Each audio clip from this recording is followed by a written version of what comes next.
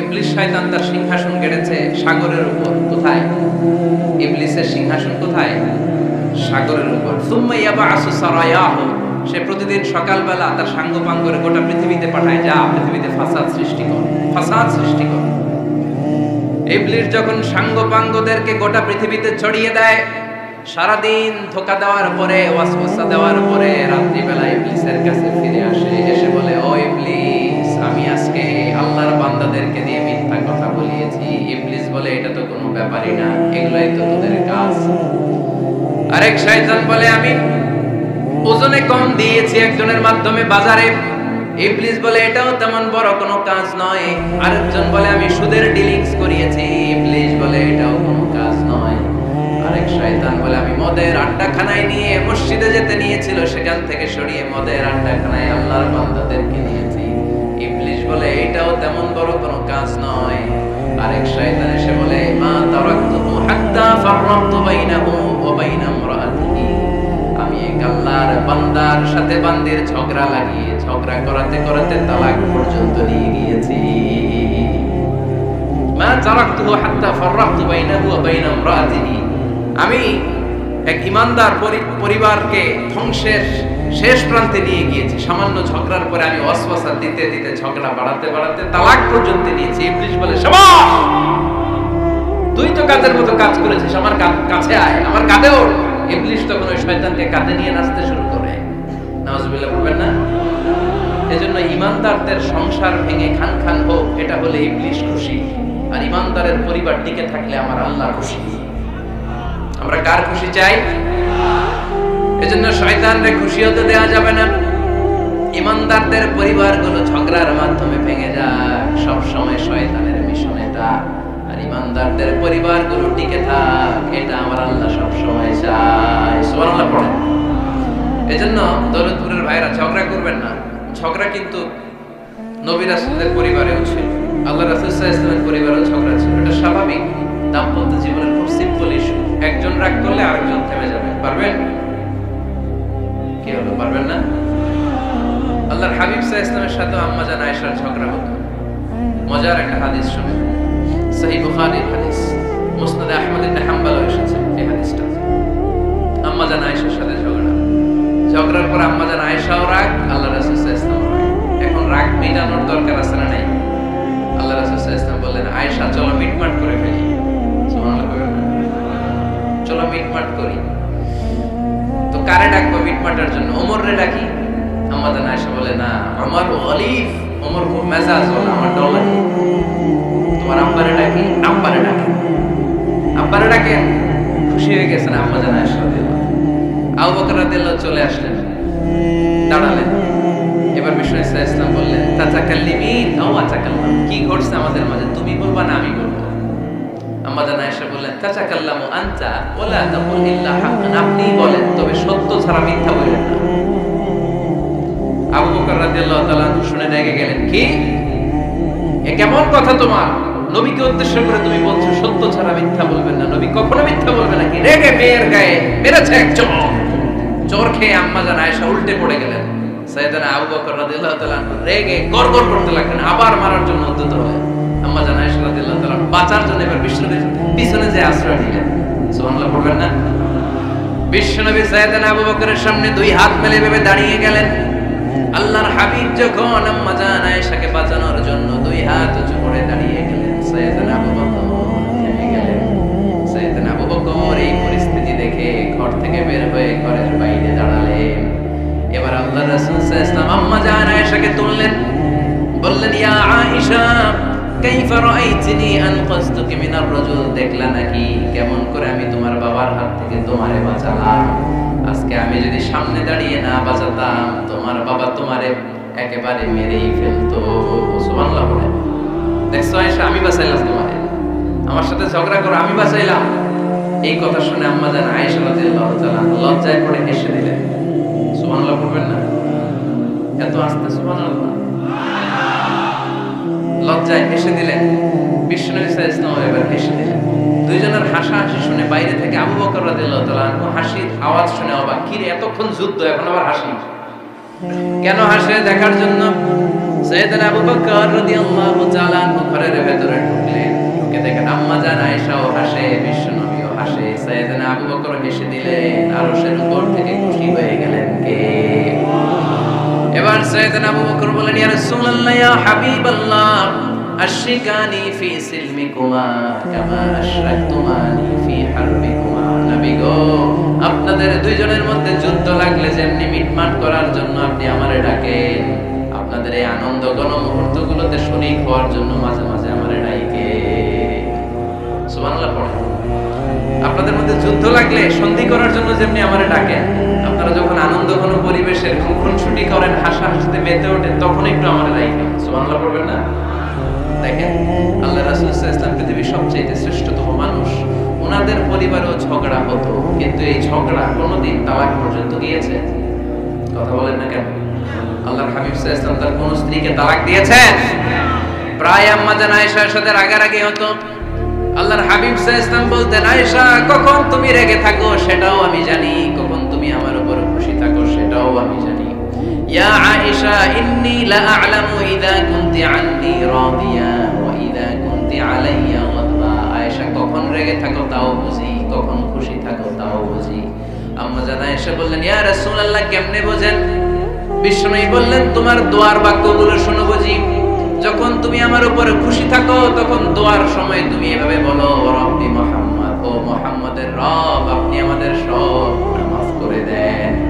আর যখন তুমি আমার উপর রেগে থাকো তখন তুমি মুনাজাতের সময় বলো, রব্বি ইব্রাহিম, ইব্রাহিমের রব, আপনি আমাদেরকে ক্ষমা করে দেন। তার মানে যখন তুমি রেগে থাকো তখন দোয়ার সময় আমার নামটা মুখে নিতে চাও না। সুবহানাল্লাহ পড়েন। তখন তুমি দোয়ার সময় অন্য নবীর নাম নাও। আম্মা জান আয়েশা বললেন, ইয়া রাসূলুল্লাহ, মা আহাজুরু ইল্লা ইসমাক, আমি তো শুধু নামটাই সরাই, আমার মুখ থেকে কেবল আপনার নামটাই সরায় রাখি, আমার হৃদয় থেকে কখনো আপনারে সরাতে পারি না। আমার হৃদয় জুড়ে আপনি, মা আহাজুরু ইল্লা ইসমাক, নবী হে, আমি শুধু দোয়ার সময় রাগের মাথায় আপনার নামটা বাদ দিই, হৃদয় থেকে তো আপনারে বাদ দিতে পারি না। সুবহানাল্লাহ বলবেন না? তার মানে নবীদের ফ্যামিলি তো ঝগড়া এগুলো হতো, কিন্তু এটা তালাক পর্যন্ত গড়াতো না, ঠিক কি না? তাহলে এখন থেকে আমাদের এই স্লোগান নিতে হবে যে ঝগড়া করলেও আমরা ডিভোর্সের দিকে যাব না। পারা যাবে? আর একজন রেগে গেলে আরেকজনকে চুপ থাকতে হবে। ভাবি রেগে গেলে আপনি চুপ, পারবেন? পারবেন না? ইনশাআল্লাহ। এই যারা বিয়ে করে না এরা ইনশাআল্লাহ, আর বাকিরা চুপচাপ। আওয়াজ করে পড়েন না ইনশাআল্লাহ। তাহলে প্রথমে স্যাক্রিফাইস, তারপর ঝগড়া করা যাবে না। 3 নাম্বার, দাম্পত্য জীবনের কোনো গোপন কথা অন্যের কাছে শেয়ার করা যাবে না। হাদিসে এসেছে, এটাকে বলা হয়েছে আ'যামুল আমানা, এটা সবচেয়ে বড় আমানত। যারা দাম্পত্য জীবনের একান্ত বিষয় কারোর সাথে শেয়ার করে তারা সবচেয়ে বড় কবিরা গুনাহ করে। আশরাফুন নাস বলেছেন বিশ্বনবী এদেরকে, সবচেয়ে নিকৃষ্ট মানুষ। ইয়াউমাল কিয়ামাতি মানজিলাতান, আল্লাহর কাছে কিয়ামতের দিন সবচাইতে নিকৃষ্ট হয়ে দাঁড়াবে ওই দম্পতি, ওই নারী কিংবা ওই পুরুষ, তুফতি ইলা যাওজিহি ওয়া ইউফদি ইলা যাওজিহা সুম্মা ইউনশিরু সিররাহা। তারা একান্ত সময়ে ফিজিক্যাল ইন্টিমেসিতে যা করে এটা পরে মানুষের কাছে বলে বেড়ায়, এরকম আসরা নাই? খবরদার, এটা বড় কবিরা গুনাহ। অনেক বোনরা একসাথে হলে দাম্পত্য জীবনের বিভিন্ন গোপন বিষয় নিয়ে কথা বলে, আসরা নাই? অনেক পুরুষরা একে অপরের সাথে, বন্ধুদের সাথে বিভিন্ন বিষয় নিয়ে শেয়ার করে, এটা এমন ওইটা এমন, এগুলো বলা যাবে? আসিবাউ হারাম। দাম্পত্য জীবনের সব বিষয়, স্বামীর সব বিষয় স্ত্রীর কাছে আমানত, স্ত্রীর সব বিষয় স্বামীর কাছে আমানত রেখেছে কে? দাম্পত্য জীবনের এই প্রাইভেট লাইফের কোনো কিছু কিয়ামত পর্যন্ত অন্যের কাছে প্রকাশ করাকে হারাম ঘোষণা করে দিয়েছে কে? এজন্য খবরদার আমার বোনেরা, একসাথে মহিলারা বলে পেটের কথা, পিঠের কথা সব বের করে দেয়, আসরা নাই, কিছু থাকে না, সব বের হয়ে যায়। খবরদার, সব বললেও দাম্পত্য জীবনের কোনো কথা শেয়ার করা যাবে?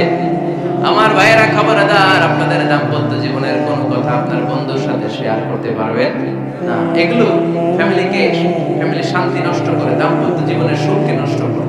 তাহলে 3 নাম্বার, প্রাইভেসি বজায় রাখবেন, এটা দুজনেরই দায়িত্ব। 4 নাম্বার, অহেতুক সন্দেহ পরিহার করুন। অনেক স্ত্রী আছে হাজবেন্ডের খালি সন্দেহ করে, ওদিকে তাকাই লাগেন, ওই মেয়ের দিকে তাকাই লাগেন, মোবাইল দেখি, মোবাইল দাও, ফেসবুকের পাসওয়ার্ড দাও, ঢুকে দেখি মেসেঞ্জারে কার সাথে চ্যাট করছে, এই অফিসের ফাইল দেখি, এই এটা দেখি, এই তোমার ইনবক্স চেক করবে, এদিকে আছে না? এই সন্দেহ ঘরটারে জাহান্নামের টুকরা বানিয়ে ছেড়েছে। অহেতুক সন্দেহ করবেন না। আবার ভাইরা ভাবিদেরকে অহেতুক সন্দেহ করবেন, এই ওদিকে গেলা কেন, ওদিকে তাকাইলা কেন, এটা করলা কেন, ওইটা করলা কেন, দেখি তোমার মোবাইল, তোমার মোবাইলের গ্যালারি দেখি, লক করে রাখছো কেন, লক করো। আছে না নাই? অহেতুক সন্দেহ ফ্যামিলিটারে জাহান্নামের টুকরা বানিয়ে দেয়। হ্যাঁ, ভ্যালিড কোনো অপরাধ যদি স্বামী করে ফেলে, ভ্যালিড কোনো অপরাধ যদি স্ত্রী করে ফেলে, পরকীয়ার কোনো বিষয় যদি প্রমাণিত হয়, বসেন, কনসাল্ট করেন, একে অপরের সাথে কথা বলেন, জিজ্ঞেস করেন। কিন্তু অহেতুক, আমি অনেক ফ্যামিলি এরকম দেখেছি, আমার কিছু বন্ধুকেও আমি দেখেছি যে এদের অবস্থা খুব খারাপ, খালি সন্দেহ করে। আছে না নাই? সন্দেহের রোগটা বড় রোগ, এই রোগ থেকে বেরিয়ে আসতে হবে। অহেতুক সন্দেহ করা যাবে না। 5 নাম্বার, হাজব্যান্ড ওয়াইফের দায়িত্ব হচ্ছে একে অপরের সহযোগী হতে হবে, সহকর্মী। আল্লাহর জান্নাত পাওয়ার ক্ষেত্রে একে অপরের সহযোগী। আপনি একা জান্নাতে যাবেন, ভাবি জাহান্নামে, এটা আপনি চান? জি না, আওয়াজ নাই আমগো গলায়। আপনি এটা চান? ভাবি একা জান্নাতে যাবে, আপনি যাবেন না, এটা ভাবি চায়? চায় না। তাহলে গেলে একসাথেই যান না, একসাথেই যান, একসাথেই যাবেন, আলাদা না। এজন্য আল্লাহর আনুগত্যে, আল্লাহর ইবাদতে, দাম্পত্য জীবনে একে অপরের সহযোগী হতে হবে। স্বামী ভুল করলে স্ত্রী সুন্দর করে শুধরে দিবে, স্ত্রী ভুল করলে স্বামী শুধরে দিবে। ফজরের সময় স্ত্রী হাজবেন্ডকে ডেকে দিবে, উঠতে না চাইলে ঠান্ডা পানির ছিটা দিবে। কারণ জান্নাতে একা যাওয়া যাবে না, গেলে দুইজনেই যাবে। কথা কয় না? দুইজনেই জান্নাতে যাওয়ার দরকার আছে না নাই?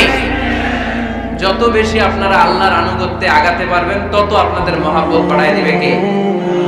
এই যে হাজবেন্ড ওয়াইফের ভালোবাসাটাকে বলে লাভ পিরামিড। কি পিরামিড?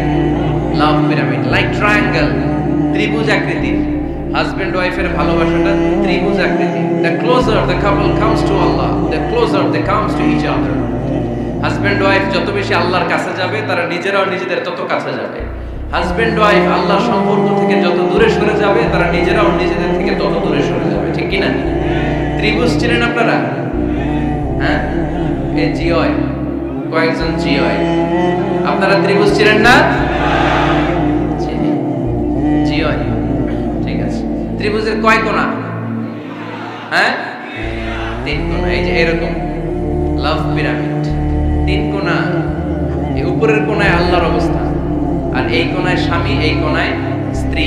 তো তারা আল্লাহর দিকে যত যাবে, নিজেরাও তত কাছে যাবে। আর তারা আল্লাহর সম্পর্ক থেকে যত দূরে চলে যাবে, নিজেদের মধ্যে দূরত্ব বাড়তে থাকবে। ঠিক কি না? পিরামিডটা বুঝতে পারছেন? ত্রিভুজ আকৃতি সম্পর্কটা, লাভ পিরামিড এরকম 3 কোণা। উপরের কোণায় থাকে আল্লাহ, এদিকে স্বামী, এদিকে স্ত্রী। তারা যদি আল্লাহর কাছে উভয়ে যেতে চায়, উভয়ে কাছাকাছি আসতেছে না? কথা বলেন না কেন? আর আল্লাহর আনুগত্য, ইবাদত থেকে দুজন যদি দূরে সরে যায়, তাহলে দুজনের দূরত্ব বাড়িয়ে দেয় কে? এজন্য স্বামী হবে স্ত্রীর সহযোগী, সহকর্মী। নামাজের সময় একে অপরকে ডেকে দিবেন, মোবাইলে অ্যালার্ম দিয়ে রাখবেন। স্বামী স্ত্রীরে ডাকেন, স্ত্রী স্বামীরে ডাকেন। স্বামী স্ত্রীকে কোরআন তেলাওয়াত শোনাবেন, স্ত্রী স্বামীরে কোরআন তেলাওয়াত শোনাবেন। ফ্যামিলিটারে জান্নাতি ফ্যামিলি বানায় দিবে কে? তাহলে 5টার দায়িত্ব, কালেকটিভ রেসপন্সিবিলিটি, স্বামীর উপরও বর্তায়, স্ত্রীর উপরও বর্তায়। এগুলো মেনে চললে দাম্পত্য জীবন সুখকর করে দিবে কে? মনোযোগ আছে? কষ্ট হচ্ছে?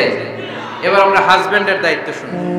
হাজবেন্ডের প্রথম দায়িত্ব হচ্ছে, হাজবেন্ড হচ্ছে caretaker of the family, in-charge, protector.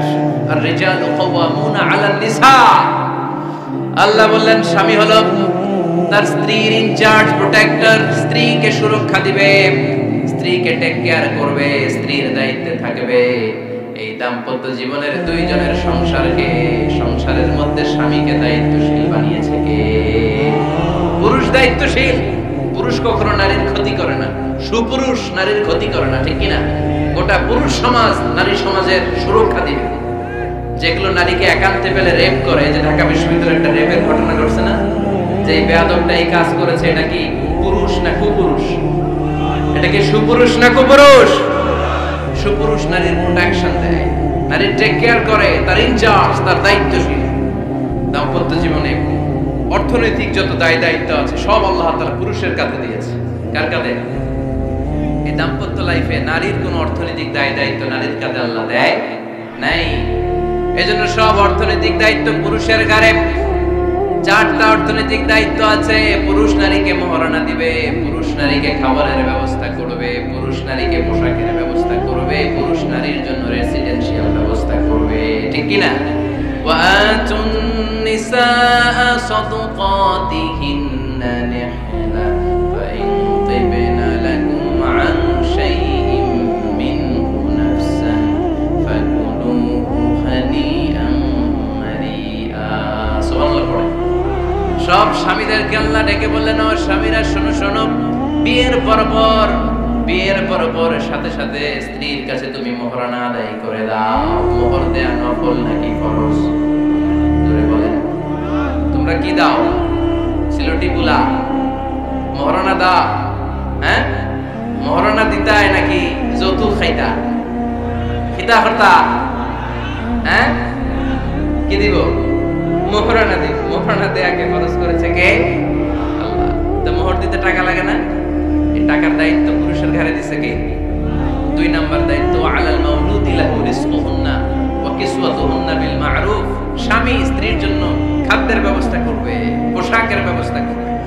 3 number, ওয়াসকিনুহুন্না মিন হাইসু সাকানতুম মিন ওয়াজদিকুম। নিজের সামর্থ্যের মধ্যে থেকে স্ত্রীর জন্য রেসিডেন্সিয়াল একটা এরিয়ার ব্যবস্থা করে দিবে। সুবহানাল্লাহ। তাহলে অর্থনৈতিক দায়িত্বের মধ্যে 4টা: মোহরানা দেয়া, মিলস খাবারের ব্যবস্থা করা, মানে ফুডিং এন্ড ক্লোথিং, পোশাকের ব্যবস্থা করা, সর্বশেষ রেসিডেন্সিয়াল ব্যবস্থা করা। এই যে অর্থনৈতিক সব দায়িত্ব, খরচ যেখানেই আছে, সব দায়িত্বগুলো পুরুষের কাঁধে দিল কে? চিল্লায় বলেন কে? খরচের সবকিছু আল্লাহ তাআলা পুরুষের কাঁধে দিয়েছে। এটা হচ্ছে পুরুষের ফিনান্সিয়াল দায়িত্ব। এবার দাম্পত্য জীবনে পুরুষের নন ফিনান্সিয়াল কিছু দায়িত্ব আল্লাহ তাআলা দিয়েছে, এগুলো আমরা শুনব। এদিকে ওঠাওটি করলেন কে কে দেখি? আটকান, এদেরকে আটকান। ধরেন ধরেন, এদেরকে ধরেন। হ্যাঁ, শেষ করে দেব?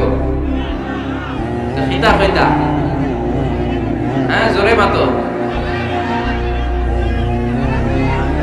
চলবে চলবে? হ্যাঁ, তাকবীর পরেন তো দেখি। যারা চলবে বলতেছেন লিল্লাহি তাকবীর।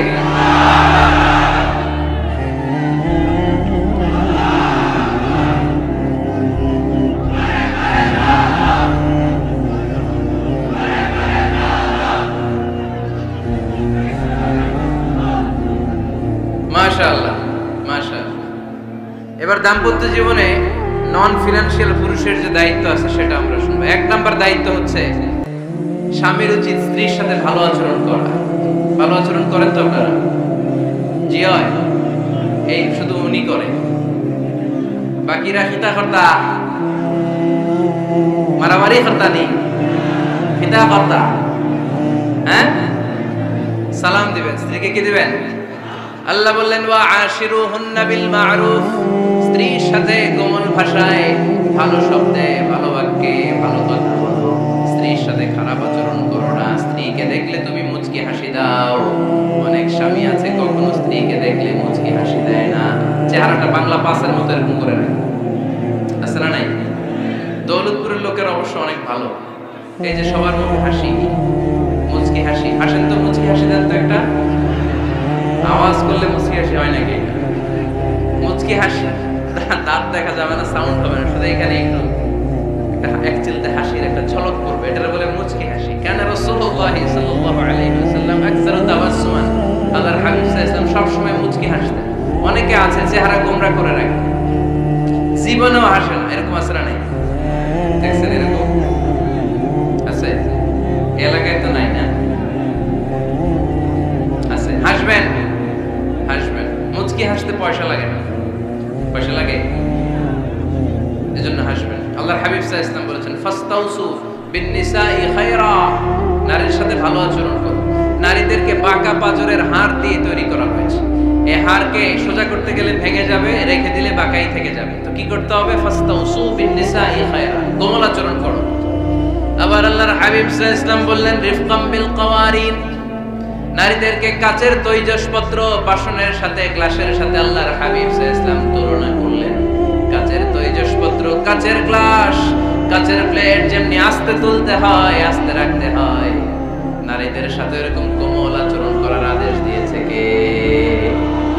কাচের গ্লাস, তৈজসপত্র, জগ কিভাবে রাখেন আপনারা? খুব জোরে এরকম ধপাস করে নাকি? উঠানোর সময় ধপাস করে উঠান? খুব স্মুথলি এটা ধরতে হয়, স্মুথলি এটা রাখতে হয়। তেমনি নারীদের সাথেও স্মুথলি আচরণ করবেন। নারীদেরকে যত আপনি কোমল মোলায়েম ভাষায় কথা বলতে পারবেন, তারা তত আপনার কথা শুনবে। যত সুন্দর সুন্দর কথা নারীকে, স্ত্রীকে বলবেন, তুমি আমার সব, তুমি আমার কৈতরী, তুমি আমার টুনটুনি, তুমি আমার ময়না পাখি, তুমি আমার সোনা পাখি। ওই যে কয় কলিজা, তার মানে প্র্যাকটিস চলে বাসায়। আর কি ডাকেন? ভাবিরে কি ডাকেন বলেন? জান।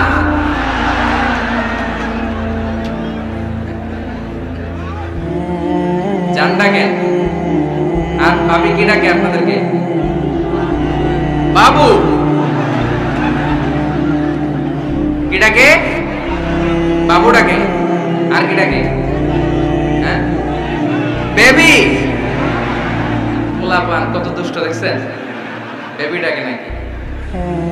স্বামী স্ত্রীর মধ্যে এই সোহাগপূর্ণ, এই ভালোবাসাপূর্ণ এই ডাকাডাকিতে কোনো গুনাহ নাই, আছে সওয়াব।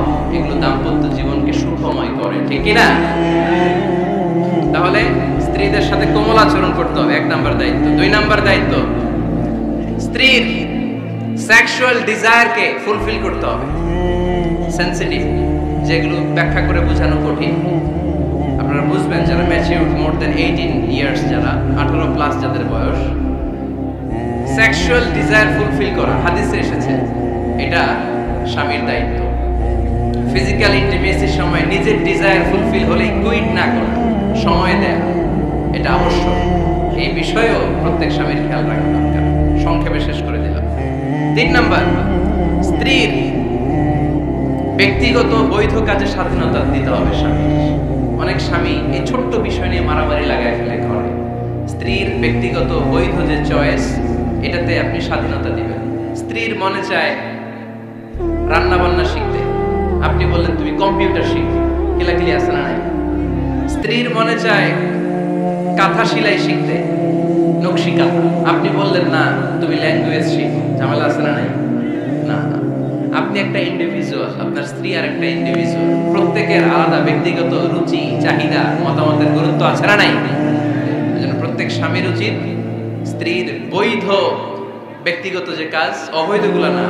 স্ত্রী বলল যে জি বাংলা দেখবো, তুমি একটা টিভি নিয়ে আসো, আনা যাবে? কথা বলেন। স্ত্রী বলল চলো পহেলা বৈশাখে আমরা নাচানাচি করবো, তুমি আর আমি মিলে, এটা মানা যাবে না। স্ত্রীর ব্যক্তিগত বৈধ কাজের স্বাধীনতা দেয়া। আম্মা জান আয়েশা রাদিয়াল্লাহু তাআলা আনহা বলেন, ওয়া কানা লি সাওয়াহিবু ইয়ালআবনা মাই, বুখারীর বর্ণনা। আমি যখন আল্লাহর হাবিব সাল্লাল্লাহু আলাইহি ওয়াসাল্লামের বাড়িতে বউ হয়ে আসলাম, আমার কিছু খেলার সাথী ছিল। আমি কাপড় দিয়ে পুতুল বানাতাম আর ঘোড়া বানাতাম, এগুলো দিয়ে খেলতাম। আমার সাথীরা আসলে রাসূল সাল্লাল্লাহু আলাইহি ওয়াসাল্লাম ঘরের পর্দা নামিয়ে দিয়ে আমার জন্য ঘরটা ছেড়ে দিত। সুবহানাল্লাহ বলতে বললেন না?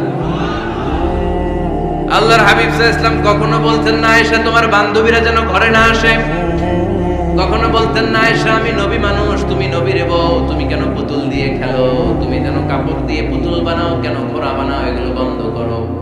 কোনদিন বিশ্বনবী আম্মা জান আয়েশা রাদিয়াল্লাহু তাআলা আনহার পুতুল খেলায় বাদ সাধেন নাই, সাথীদের সাথে খেলাধুলায় কখনো বাধা দেন নাই। সুবহানাল্লাহ পড়ে। ছোট্ট মেয়েদের জন্য কাপড়ের পুতুল দিয়ে খেলাধুলা করা এটা জায়েজ, কারণ ছোট্ট মেয়েরা দেখবেন পুতুল বানায়, এটারে দুধ খাওয়ায়, এটার জন্য রান্না করে, এটার গোসল করায়। এটাকে ছোট্ট মেয়েদের জন্য পুতুল খেলা জায়েজ রাখা হয়েছে এজন্য, কারণ তারাই কিছুদিন হবে এই প্রজন্মের মা। তাদের সন্তানদেরকে কেমন করে লালন পালন করবে তার একটা প্র্যাকটিস খেলার ছলেই ছোটবেলায় হয়ে যায়। সুবহানাল্লাহ পড়েন।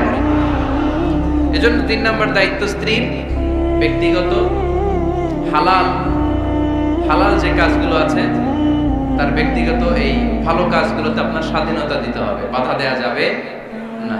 4 নাম্বার দায়িত্ব স্ত্রীর প্রশংসা করবেন। কি করবেন? প্রশংসা। আমরা খালি দোষ খুঁজি, তোমার রান্না ভালো না, তোমার চেহারা ভালো না, তোমার বাপ ভালো না, তোর মা ভালো না, তোর 14 গোষ্ঠী খারাপ, আছে না নাই? তো এই বেডি আপনার ভালোবাসবে? এই বেডি তো আজীবন আপনার বদনাম করবে, ঠিক কিনা?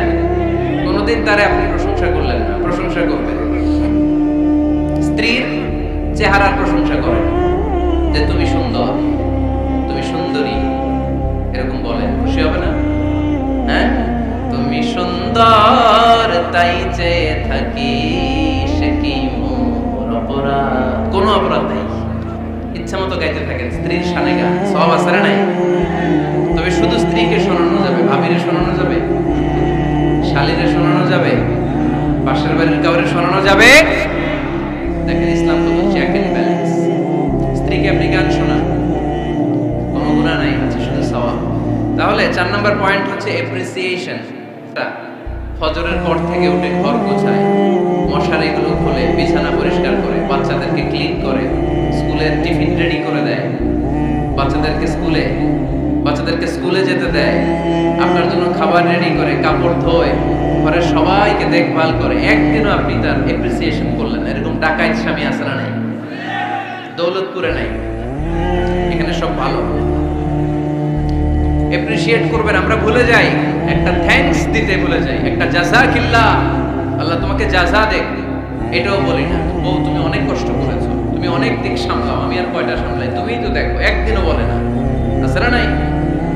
তার রান্নার প্রশংসা করবেন, তার কাজের প্রশংসা করবেন, তার চেহারার প্রশংসা করবেন।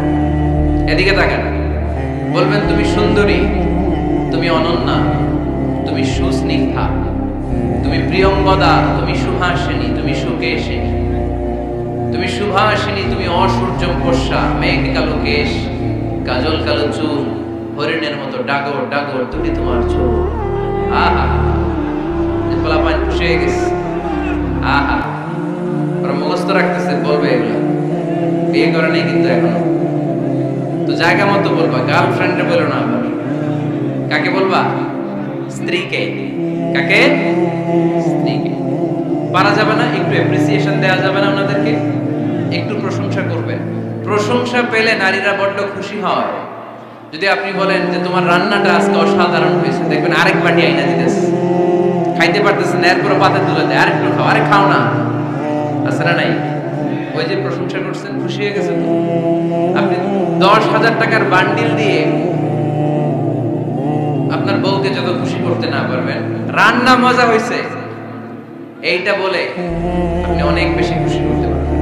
আল্লাহর হাবিব সাল্লাল্লাহু আলাইহি ওয়াসাল্লাম কখনো স্ত্রীদের রান্নার বদনাম করেননি। সুবহানাল্লাহ পড়বেন না? আওয়াজ করে পড়েন সুবহানাল্লাহ। আজ থেকে স্ত্রীর সৌন্দর্যের প্রশংসা করবেন, কাজের প্রশংসা করবেন, রান্নার প্রশংসা করবেন, এপ্রিসিয়েশন দিবেন। পারবেন তো? রান্নার প্রশংসা নিয়ে মজার একটা গল্প আছে, শুনতে চান? তো উঠতে শুরু করলেন যে, হ্যাঁ, এখন আর কে কারে ধরবে? অনেক উঠে গেছে। 2টার দিকে যারা বসা, প্রায় আমার মাহফিলগুলোতে এই সমস্যা হয়। গাইবান্ধাতে আমি গেলাম, জিজ্ঞেস করলাম কখন আসছেন? ফজর পরে আসছেন। তো ফজর পরে আসছেন, এত আগে আসছেন কেন? জায়গা পাবো না, এই জন্য। লক্ষ লক্ষ মানুষ, কে কাকে নিয়ন্ত্রণ করবে? লক্ষ লক্ষ মানুষ। আমার জীবনে এত বড় প্যান্ডেল আমি কথা বলি নাই। এরা সকাল থেকে বসে আছে, পেশাব আটকে রাখছে, এটা ক্ষতিকর না? এরা আজহারিকে দেখার পরে এরপর ওঠা আরম্ভ করছে, দেখাইছি কয়, দেখে গেছি হুজুর, এরপরে চলে যাচ্ছে। তো আপনাদের কি অবস্থা এরকম? হ্যাঁ, আচ্ছা ঠিক আছে। তো রান্নার প্রশংসা নিয়ে যে মজার গল্পটা আপনাদের শোনাতে চাই, এদিকে তাকান, মনোযোগী হন। আমার ওয়াজ শুনে এক লোক মনে মনে নিয়ত করছে যে আইরে, জীবনে তো রান্নার প্রশংসা করলাম না, আজকে রান্নার প্রশংসা করব। তো মাহফিল শেষে বাসায় গেছে, স্ত্রী তাকে খাবার দিয়েছে, স্বামী খাবার খায় আর মিটি মিটি হাসে। স্ত্রী বলে, এই মাহফিল শুনে আসছো, রাত বাজে 12টা, খাচ্ছ ভালো কথা, হাসো কেন? তো স্বামী বলে, হাসি এর কারণ হচ্ছে তোমার রান্নাটা আজকে এত মজা হয়েছে না জীবনে, আজকে বাড়াই বাড়াই কইতেছে তো, জীবনে এত মজার রান্না খাই নাই। রান্না মজা হয়েছে শুই না। স্ত্রী তো রেগে গেছে, কি গত 10 বছর ধরে তোমারে রান্না করে খাওয়াই, একদিনও রান্নার প্রশংসা করলা না। আর আজকে পাশের ঘরের ভাবি একটু গরুর গোশতের তরকারি পাঠাইছিল বাটিতে করে, পাশের ঘরের ভাবি একটু আমাদের বাড়িতে তরকারি পাঠাইছিল, তো ওই তরকারি দিয়েই তোমাকে খাবার দিছি। আজকে রান্না টান্না আমি করিনি, তো ওই বেটি রান্না তোমার এত ভালো লাগছে, এই 10 বছরে একদিনও কইলা না, আজকে এটা কইলা। খাও খাও, তোমার মজার খাও, আর রান্ধুম না।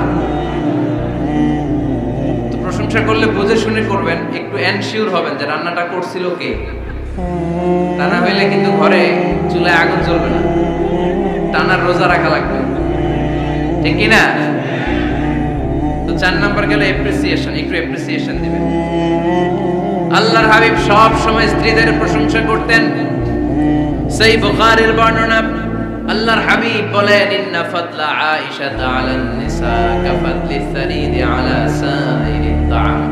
আরব ভূখণ্ডের মধ্যে সব খাবারের উপরে সারিদ খাবার যেমনি সেরা, দুনিয়ার সব নারীদের মধ্যে আমার আয়েশা তেমনি সেরা। সারিদ একটা খাবার আছে। আমি যখন মিশরে পড়তাম আল আজহার ইউনিভার্সিটিতে, আমাদের ইউনিভার্সিটিতে সরকারের পক্ষ থেকে সরকারিভাবে খাবার দেয়া হতো। আমাদের খাবারের খরচ বহন করতেন ওমানের সুলতান কাবুস। এই গত 3-4 দিন আগে ইন্তেকাল করেছেন। নাম শুনছেন আপনারা? প্রায় 40 বছরেরও বেশি মনে হয়, 45 বছর বা 50 বছরের লম্বা সময় উনি ওমানের প্রেসিডেন্ট ছিলেন। উনি আমাদের খাবারের খরচটা বহন করতেন। কিছুদিন আগে ইন্তেকাল করেছেন। আমরা ওনার জন্য দোয়া করি, আল্লাহ তাআলা এই সুলতান কাবুসের জীবনের গুনাহগুলো মাফ করে দিন, ওনার সমস্ত খেদমত আল্লাহ কবুল করে নিন। তো আমাদের আল আজহার ইউনিভার্সিটির হোস্টেলে ঈদের দিন একটা খাবার দিত, এটার নাম ছিল সারিদ। রুটি আর গোশত এগুলোকে ম্যাশড করে একটা স্তর বানাতো, এটা কেটে কেটে আমাদেরকে দিত, এটাকে বলে সারিদ। আরব দেশে সবচেয়ে দামি খাবার। আমাদের দেশে যেমনি পোলাও, গরুর রেজালা, রোস্ট, এগুলো খুব উন্নত খাবার ধরা হয়, বিয়েতে সার্ভ করা হয়।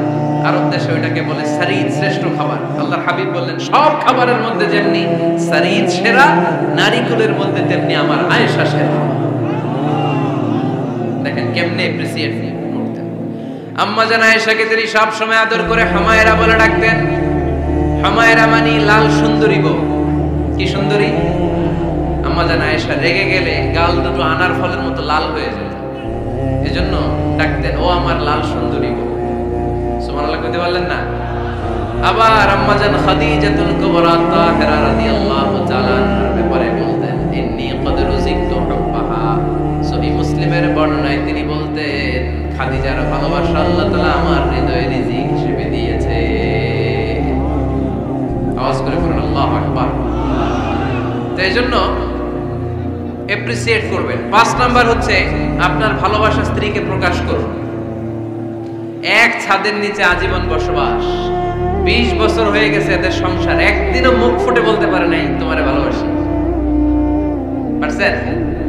হ্যাঁ, কে কে পারছেন? দেখে হাত তুলে। হাত অর্ধেক তুলে আবার নামায়, ভেজাল আছে, ঠিক কিনা?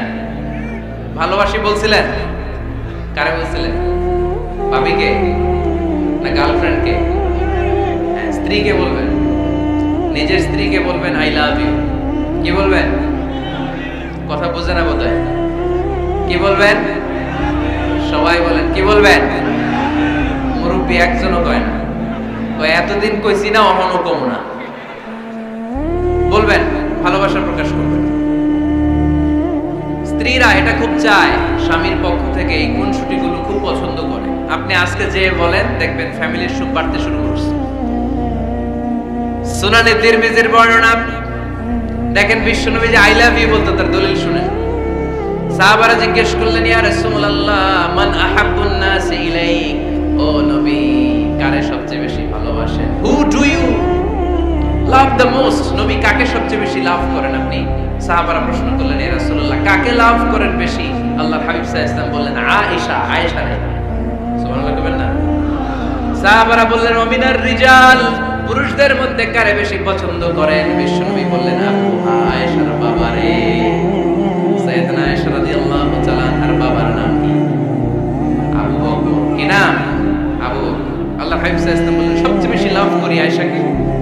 সাহাবারা বললেন নবীনার রিজাল, পুরুষদের মধ্যে কারে বেশি লাভ করেন? আল্লাহর হাবিব সাল্লাল্লাহু আলাইহি ওয়াসাল্লাম বললেন আয়েশার বাবারে। সুবহানাল্লাহ পড়েন। আম্মা জান আয়েশাকে বিশ্বনবী এত ভালোবাসতেন, আম্মা জান আয়েশা পেয়ালার যেখানে ঠোঁট লাগিয়ে দুধ পান করতেন, বিশ্বনবী পেয়ালার ওই জায়গাটা খুঁজে খুঁজে ওই জায়গায় ঠোঁট লাগিয়ে দুধ পান করতেন। আম্মা জান আয়েশা রাদিয়াল্লাহু তাআলা না গোশত খেয়ে হাড্ডি চষে হাড্ডিটা রেখে দিলে বিশ্বনবী আম্মা জান আয়েশার চষা হাড্ডিটা মুখে নিয়ে আবার চষতে শুরু করে দিতেন। পড়েন সুবহানাল্লাহ। দুইজন একসাথে এক বালতি থেকে পানি নিয়ে গোসল করতেন। পড়েন আল্লাহু আকবার। তাহলে এভাবে ভালোবাসা প্রকাশ করতে পারবেন তো? 6 নাম্বার স্বামীর দায়িত্ব হচ্ছে গৃহস্থলী ছোটখাটো যে কাজ আছে এই কাজগুলোতে হেল্প করা। আমরা অনেক সময় এগুলোর লজ্জা মনে করি। আল্লাহর হাবিব সাল্লাল্লাহু আলাইহি ওয়াসাল্লাম আমাদের মডেল। আল্লাহর হাবিব সাল্লাল্লাহু আলাইহি ওয়াসাল্লাম ঘরের কাজে সাহায্য করতেন। আপনারা এভাবে ওটা শুরু করলেন? হ্যাঁ, বোকা বসেন বসেন বসেন, শেষ করে দিচ্ছি আর 10 মিনিট, বসেন। আল্লাহর হাবিব সাল্লাল্লাহু আলাইহি ওয়াসাল্লাম ঘরের কাজে সাহায্য করতেন। আপনারা ঘরের কাজে সাহায্য করেন তো? আম্মা জান আয়েশা বলেন বিশ্বনবী নিজ হাতে জুতা সেলাই করেছেন, নিজ হাতে জামা সেলাই করেছেন। মুসনাদে আহমদ ইবনে হাম্বলের বর্ণনা, আল্লাহর রাসূল সাল্লাল্লাহু আলাইহি ওয়াসাল্লাম দুধ খেতে মন চাইলে নিজ হাতে ছাগলের দুধ দহন করেছেন। সুবহানাল্লাহ। নিজে আটার খামির বানাতেন, আম্মা জান আয়েশা চুলায় সেকা দিতেন। আবার আম্মা জান আয়েশা রাদিয়াল্লাহু তাআলা আনহা আটার খামির বানাতেন, বিশ্বনবী এটা চুলায় সেকা দিতেন। সুবহানাল্লাহ পড়েন। দুধ খেতে চাইলে নিজ হাতে বিশ্বনবী ছাগির ওলান থেকে দুধ দহন করে আম্মা জান আয়েশার কাছে এনে দিয়ে দিতেন। সুবহানাল্লাহ পড়েন। তাহলে ঘরের কাজে সহায়তা করবেন, ঘরের কাজে সহায়তা। 7 নাম্বার হালাল এন্টারটেইনমেন্ট, হালাল বিনোদন, এটা ইসলাম জায়েজ রেখেছে। অনেকে আমরা বিনোদনটাকে হারাম মনে করি, এরকম আছে না নেই? হ্যাঁ, বিনোদন দুই ধরনের, একটা হারাম এন্টারটেইনমেন্ট আর একটা হচ্ছে হালাল এন্টারটেইনমেন্ট। আম্মা জান আয়েশা রাদিয়াল্লাহু তাআলা আনহাকে নিয়ে মরুভূমিতে দৌড়াদৌড়ি করতেন। ভাবির সাথে দৌড়াদৌড়ি করছেন কারা কারা? দেখি হাত তোলেন। হ্যাঁ, দৌড়াদৌড়ি করছেন কোথায়? যৌতুকের লেগে হেতেরে দৌড়াইছেন? এতি বাসাল্লাই দিছে দৌড়, এই দৌড়াদৌড়ি না। আম্মা জান আয়েশা রাদিয়াল্লাহু তাআলা আনহার সাথে বিশ্বনবী মরুভূমিতে দৌড়াদৌড়ি করেছেন। বলেছেন আয়েশা দেখো কে কার আগে ওই খেজুর বাগান ধরতে পারে, তুমি আগে না আমি আগে। একবার বিশ্বনবী জিতলেন, তার 7 বছর পরে প্রথমে আম্মা জান আয়েশা রাদিয়াল্লাহু তাআলা আনহা দৌড়ে জিতলেন, তার 7 বছর পরে বিশ্বনবী জিতে আম্মা জান আয়েশাকে হারায় দিলেন। পড়েন সুবহানাল্লাহ। ঈদের দিন আম্মা জান আয়েশাকে হাবাসী সাহাবাদের তীর আর বল্লম দিয়ে যে খেলা চলতে খেলা দেখাতেন। সুবহানাল্লাহ পড়েন। বিশ্বনবী খেলা দেখাতেন আম্মা জান আয়েশাকে। এই হচ্ছে স্বামীর দায়িত্ব, হালাল এন্টারটেইনমেন্ট আপনি করতে পারবেন। বসেন, দোয়া করে দিচ্ছি, বসেন। বুঝতে পারছেন অনেক আগে আসছেন আপনারা। বসেন, বসে যান, এখনই দোয়া হচ্ছে। বসেন বসেন বসেন বসেন, এখনই দোয়া করব। বসে যান, বসে যান। বক্কা মাদ্রাসার বিল্ডিং এর কন্ট্রাক্টরের জন্য দোয়া চেয়েছেন, আমরা দোয়া করে আল্লাহ কবুল করুন। আমার ছেলে মেয়ের বিয়ের বয়স হয়ে গেল, পরিবারে বিয়ের কথা বলতে পারি না, লজ্জায়। আরে কি কষ্ট, মনে করি পরে করে। এটা বললে তারা বলবে এখনো বয়স হয় নাই বিয়ের, পরিবার থেকে বিয়ের কথা চিন্তা করে না। এ ব্যাপারে কিছু বলুন। কিছু বললাম। এই সমস্যা পুরো বাংলাদেশে, ছেলে মেয়েদেরকে সময় মতো বিয়ে দেয় না। ইউটিউবে এই নিয়ে আমার কথাবার্তা পাবেন, শুনে নিয়ে। ছেলের বাবা মেয়ের বাবাদেরকে বলি, ছেলে মেয়েরা উপযুক্ত হলে বিয়ে দিয়ে দেন। বিয়ে না দিলে যৌবনের তাড়নায় যত পাপ করবে, এই পাপগুলো মা বাবার কাঁধেও আশ্রা নাই। 8 নাম্বার স্বামীর দায়িত্ব হচ্ছে, স্বামীর দায়িত্ব বলেই এখন দোয়া। স্ত্রীর মতামতের গুরুত্ব দিবেন। অনেক স্বামী আছে বাজার করতে গেলে নিজের যেটা মন চায় ওইটাই কিনে, আশ্রা নাই। নিজে গরু খাবে, খাসি খাবে, খালি ওইটাই কিনে। আপনার বউ হয়তো পছন্দ করে আচার, পছন্দ করে জলপাই, আমরা এগুলো আনে না, আশ্রা নাই। খোঁজ খবর নেবেন। অনেকে ফ্ল্যাট কিনতে মনে চায়, হুট করে কিনে ফেলে না। ভাবিরে জিজ্ঞেস করবেন কোন দিকে কিনলে ভালো হয়। ওয়াশরুমটা কোন দিকে দিতে হবে, কিচেনটা কোন দিকে দিলে সুবিধা, জানালাগুলো কোথায় দিলে সুবিধা, এগুলো সব ডিসাইড করে নেবেন। এই কারণেই দাম্পত্য জীবনে সুখ নাই। 9 নাম্বার, একসাথে সময় কাটাবেন। 6 মাসের বেশি কোন লোক তার স্ত্রীর অনুমতি ছাড়া বাইরে যে প্রবাস জীবন কাটাতে পারবে না। এদেশের অনেক লোক প্রবাসে সময় কাটায়। 6 মাসের বেশি স্ত্রীকে রেখে দিয়ে কোনো হাজবেন্ড বিদেশে থাকতে পারবে না। সিলেটিরা লন্ডনে থাকে, 6 মাস পরেই আসতে হবে, ঠিক কিনা? সর্বশেষ কথা হচ্ছে, স্ত্রীর জন্য দোয়া করবেন। স্বামীর পক্ষ থেকে স্ত্রীর জন্য দোয়া, এটার গুরুত্ব আছে না নাই? বিশ্বনবী তার স্ত্রীর জন্য দোয়া করতেন। স্ত্রীর জন্য দোয়া করবেন, রব্বানা হাব লানা মিন আজওয়াজিনা ওয়া যুররিয়াতিনা কুররাতা আ'য়ুন ওয়াজআলনা লিল মুত্তাকিনা ইমামা। ও আল্লাহ, আমার স্ত্রীদেরকে, আমার সন্তানদেরকে আমার চক্ষু শীতলকারী বানিয়ে দেন। পড়েন আমিন। আল্লাহ আমার স্ত্রীকে এমন বানান, স্ত্রীকে দেখলেই যেন আমার হৃদয়টা প্রশান্ত হয়, আমার চোখ যেন জড়িয়ে